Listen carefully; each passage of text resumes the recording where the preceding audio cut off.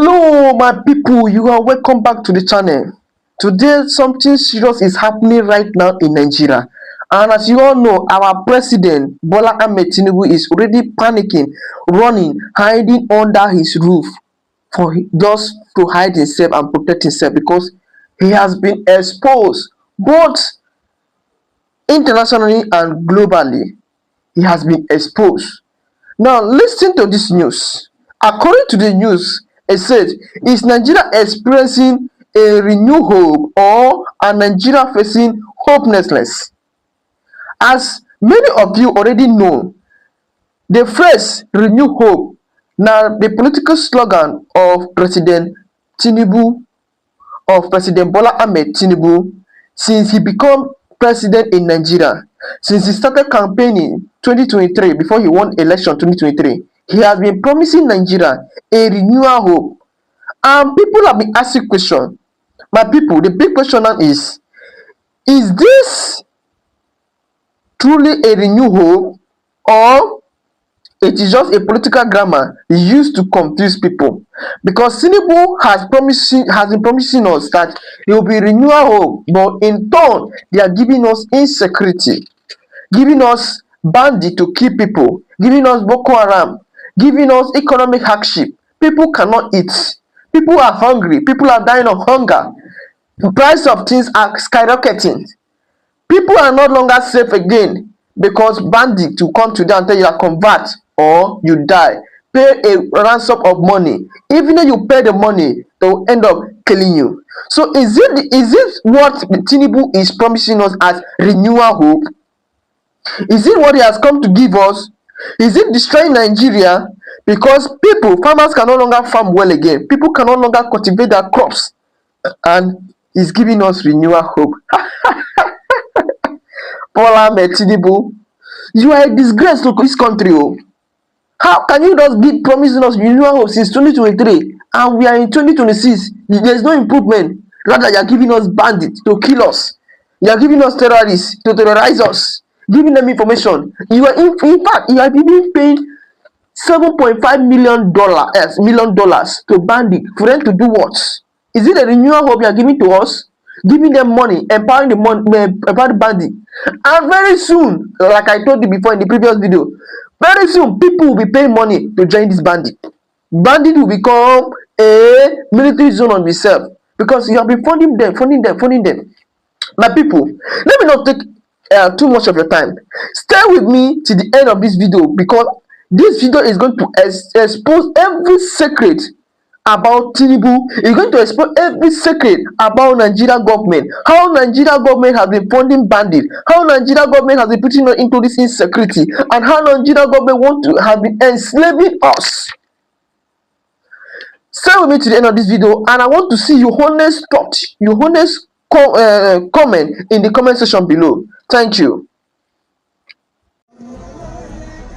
2023, Bola Ahmed Tinubu is elected president of Nigeria, promising to tackle the nation's widespread insecurity and address two of its root causes, poverty and corruption. Christianity is facing an existential threat in Nigeria.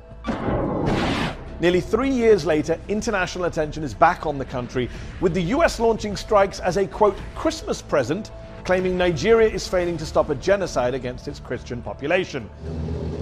But whilst the Nigerian government denies these claims, there's no disputing that wider insecurity is spreading. My guest tonight was once one of the president's fiercest critics, but now serves as his official spokesperson and special advisor, defending the president's efforts to renew hope for Nigeria.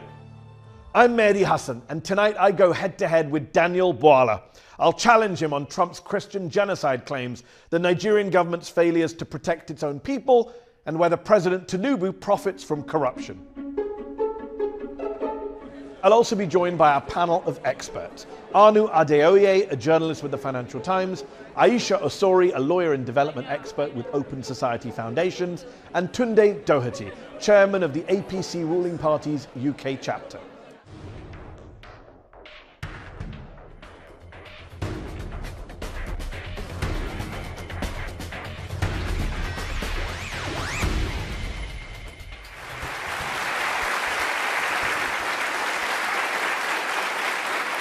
Daniel Bwala, thank you so much for joining me on Head to Head. Thank you. Nigeria is a proud, sovereign, independent nation, a powerhouse in Africa.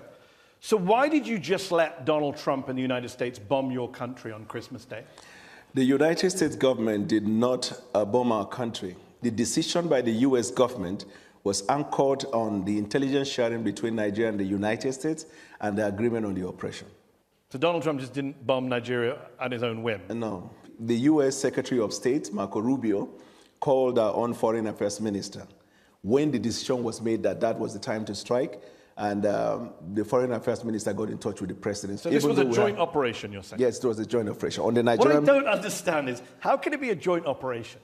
Yeah. And Donald Trump says that there is a genocide going on against Christians carried out by Muslims with your government turning a blind eye. And You've called that narrative a hoax. You said it creates discord in Nigeria. Right. So when Donald Trump says he's bombing Nigeria to protect Christians from a genocide, is he lying? We both disagree as to whether the so-called genocide in Nigeria was against Christians. We believe that it is a targeted killing by insurgents, Boko Haram bandits, and all of these criminal elements against the people of Nigeria, Christians, Muslims, and those who have not identified with any religion. Donald Trump believed it is Christians. We now felt, rather than arguing about whether it is against Christians or not, there is one area we both agree, that we have a joint interest in the fight against terrorism. But you're fine with the fact that his motivation is something you disagree with. You think it's a hoax. Yes, because... So when Donald Trump says there is a genocide against Christians in Nigeria, is he telling the truth? It is a half-truth, in the sense that, yes, Christians have been affected, but the whole truth is that both Christians, Muslims, and those who have not identified. I said the narrative of Christian genocide was a hoax. He's pushing it. That's his opinion. Everybody's entitled to it. Is he right or wrong? We believe there is a targeted killing of all Nigerians. Okay. Evidence has shown. And that is where we are focused on fighting terrorism. So let's talk about the terrorism. Right. Trump claimed he targeted, quote, ISIS terrorist scum. Right. And every camp got decimated. But a lot of investigative reporting on the ground shows that few, if any, combatants were killed. Some bombs landed in empty fields. A local leader in one of the districts said, the same militants we knew are still there, loitering around our communities. No, there were killings of terrorists. That's not what local leaders are saying. So I can call local television that testified. Arise News did, Channels Television did. Okay. So there was the killing of terrorists. But you're not on the ground, with respect. No, I didn't. Al-Haji Bunu, who's a traditional ruler in the district, says, we saw no dead bodies, even where the bombs fell. Those are his words. No, because the bomb didn't fall in the town. It was at the camp, that enclave, where they gathered. Are you okay with having the Americans bomb Nigerian people's homes? I'm not aware of that one. You're not aware of Morenike Saka, who said, I began to scream for help. I had to crawl my way out of the room. The missile tore through her apartment building, according to the Washington Post. How about Musa Soliu? I was in my room. I was buried under the ruins. I don't know how to restart my life. My belongings are destroyed. Houses were not destroyed. Are you telling us that Nigerian citizens are lying about being bombed by the US? I am saying that the military operation that was conducted on that day was targeted as terrorists, and we hit them. You have a history of not hitting terrorists and hitting civilians. You know that, right? Your country. I'm not aware. Oh, well, on December 21st, the Nigerian Air Force said that they handed over compensation to people who were hit in an accidental airstrike on Christmas Day 2024. Do you just bomb every Christmas? When and when? Christmas Day 2024 and Christmas Day 2025. I dispute that fact. We'll take it up with the Nigerian Air Force. Let me ask you this. Since President Tinubu came to office in 2023, the situation has worsened in your country. You have a mixture of militant groups, you have bandits, you have clashes between herders and farmers. We also have Nigeria is now of foreign interest in Nigeria. I'm sure. Nigeria is now the 5th deadliest country in the world. Are you proud of that record? I acknowledge the fact that we have insecurity in Nigeria, and until the hoax narrative of the Christian genocide, then we began to see back-to-back attack in Nigeria. We had, for the first 2 years of the president's administration, a substantial peace in Nigeria. Actually, the number of deaths went up on the president's watch. After this incident of a Christian genocide. And by the way, when did that begin? There is no country of the world today that is free from insecurity. No, there are parts of London you can't go in the evening. Okay, but we're not bombing London to root out militant training camps. But you have had so many of the bombing on behalf of the United Kingdom by the United States. Since you're making rather spurious comparisons. No, the context is 11,000 people were killed in conflict in Nigeria in 2025. That is up from 8,700 in 2023. That is a 26% increase in the number of Nigerians killed since your party and your president came to office. That's a pretty awful record. It's awful. And we're fighting hard day and night. That's one of the reasons why the president traveled to Turkey, where we had bilateral agreement to deal with insecurity. That's why we're cooperating with the United States of America. That's why we're cooperating with any country of the world. The reason is because since 9/11, terrorism is a global phenomenon. Agreed. And so every country is involved in it. But it's getting worse in Nigeria. That's the problem. I can't say it is getting worse. You just agreed with me when I gave you the numbers. No, I said 8,700 killed in 2023, right. 11,000 killed in 2025. That's right. getting worse. How many people were killed in the United States last year? In conflict-related violence, probably. So this is not a conflict. This is an act of terrorism. Okay. So how many people were killed in the United States in terrorism? Excuse me, sir. It wasn't 11,000. This is part of what Donald Trump many years ago in his first time classified the Western media as what? Fake news. The reason is because context matter. This is not Western media. You right? are well aware. This is not Western media. Yes, I understand. But this is the Armed Conflict Location and Event Data, ACLED, the most respected group that counts conflict-related violence around the world. Let me ask you, where there is a terrorist attack, I could also give you another source. Conflict? I mean, National Human Rights Commission. This is a Nigerian group. 2,266 people were killed by bandits or insurgents in the first half of 2025. That's more than were killed in all of 2024. You are failing. Amnesty International says you are failing at security. The numbers don't lie. It's unfortunate, and as a government, and it's getting worse. We're working day and night and to it's deal getting with worse. that situation. I don't agree to the fact that it's getting worse. How can it not get worse if more people die in 1 year than the previous year? Context matters. What's the context? The context is not getting worse. What? Yes. The context is not getting worse. The context is that it is not getting worse because you see, this is a water, right? Okay. If you have the water half, you could say half glass filled or half empty. Yeah. Isn't it right? Yeah. So the Western media always see Nigeria, Africa, and some of the activities in Africa as half empty. Excuse me. But we see it as half full because when we look at it, and when I say context matter, before the president took the oath of office, we knew the situation in Nigeria. And you made it worse. When he made the decision to take bold step to put Nigeria in better trajectory, we were well aware of the fact that it was going to incense lots of people. Okay. We are also aware... You made your point. I get the glass half full. I get the context. I also understand basic mathematics. Let me ask you this.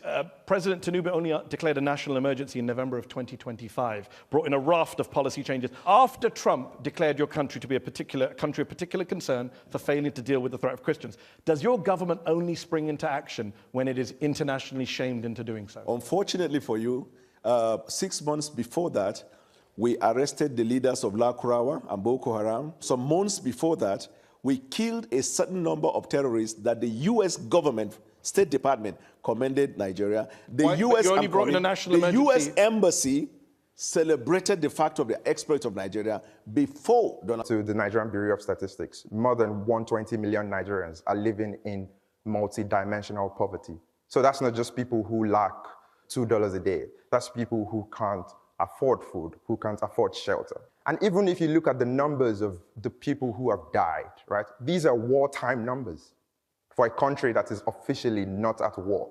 And so I think it's really, really difficult to make an argument and say, you know, things are trending in the right direction. Casualty numbers, wrong direction. Poverty numbers, wrong direction. Right. You know, we were very clear with the Nigerian people when the decision was made. It will bring discomfort temporarily, but the long term is what we are promising. We decided to also involve intervention mechanism in dealing with some of the hardship that the people undergo. Now, when that decision was made in May 2023, it was hellish.